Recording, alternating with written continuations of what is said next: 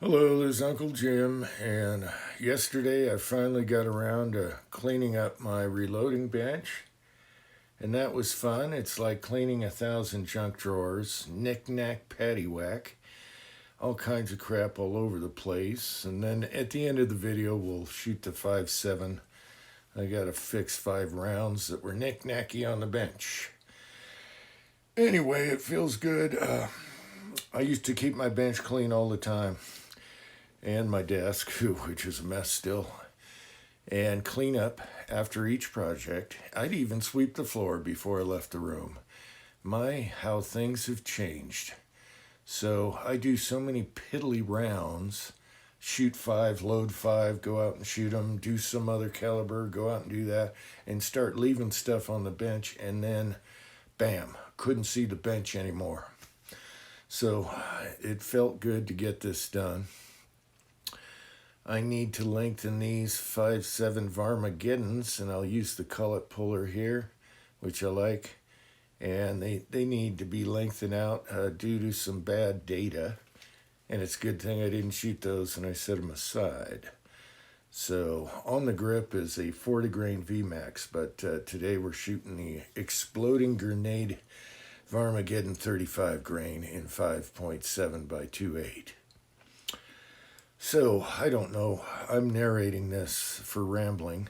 Look at the primers I found in every crevice, and look at the dust. That's disgusting. We're going to take care of that. All right, so a few more hours and I'll get that done. This bench I needed right now when I moved in. So I went to the lumberyard and paid about $40. Lots of 2x4s.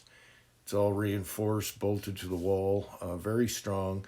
And then the top didn't really matter because the presses are going into 2x4s.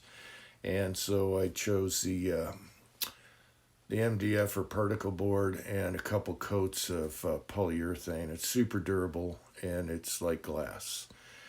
All right, so I needed to pull some bullets, dummy rounds, bad rounds. This particular, the white one there is a Willie Bullet Man bullet. I loaded a long time ago and did a target video. And I'm just using the Prairie Dog puller and modified wire puller to grab the fatter bullets there. And so that was part of my day yesterday. Every time you think you're cleaning, you gotta stop and fix something else. And we finally got around to pulling and setting aside bullets to get shot up or pulled, or dummy rounds. Just take care of stuff. Knick-knack, paddywhack. Give your dog a bone. All right, now I know why I had skull and crossbones on this particular round that I loaded with for a Willie vid. And right there you can see the split in the case mouth. And that happens a lot sooner with nickel-coated brass. And now we know I had that marked danger, Will Robinson. So, old brass does that. So it's always good to look when you're loading. And I caught it right when I was crimping that bullet. All right. So for the 5.7, luckily I had a 223 collet for this RCBS collet puller. This is really nice, especially if you're deconstructing military ammo and don't want to mar the bullet. It doesn't work too good on powder coat on some bullets because it's too slippery, but jacketed, man, it works so good. And you can reuse the bullet over and over again.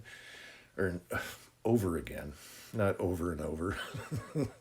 Well, if you melt it down like I do, once you recover them, yes. I guess that's right. All right. I'm not a liar.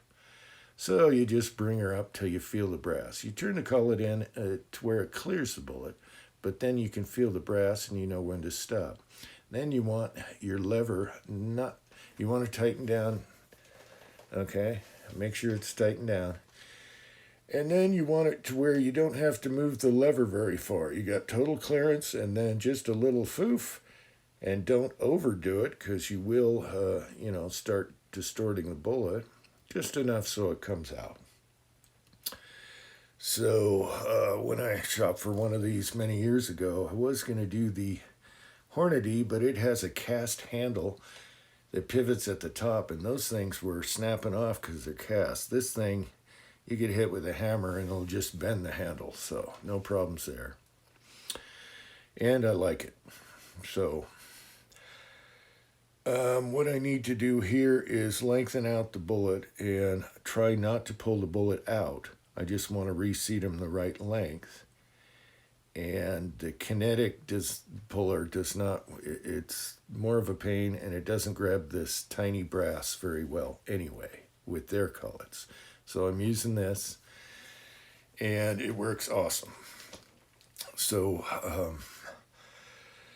what I wanted to do, but I was on video, is not pull the bullet out. But what did I do? I pulled the bullet out on the first one, and I'm like, you idiot. So that one went in pretty well because it went back in without having to resize it or nothing, because they don't have a heavy crimp. And so it doesn't mar the bullet. All you see is where it was once crimped lower, and now we're not going to have any danger problems because our overall length is right, and this is a picky round to load for.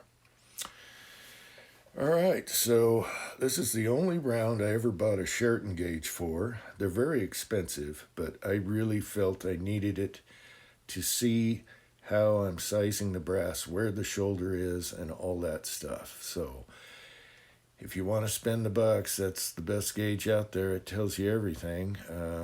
Your min-max on the back, how you size your brass, the shoulder, the neck, everything. It's just really highly recommend it for the 5.7 because this is a delayed blowback, and it's a very picky round on how you load it, the powder you use, from tip to toe, cleaning your brass all the way through. It's a whole different animal.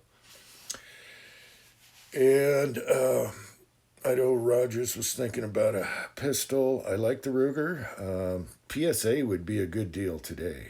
They have the best deal, and the FNs are expensive, and they kind of got a heavy trigger and weird safeties on them. So whatever floats your boat, I'd look at PSA, and I want to thank Idaho Rogers for letting me borrow this die set. So we're going to hit the swinger with one shot, and then I'm going to shoot into the bladder box. But then there was a deer in the way of the swinger, so we had to shoo the deer away. And the funny thing about the little 5.7, it hardly moves that swinger at all when you hit it. But it sure does throw down some Armageddon when you're using that round. All right.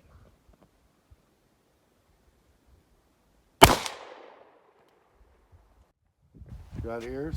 Yep.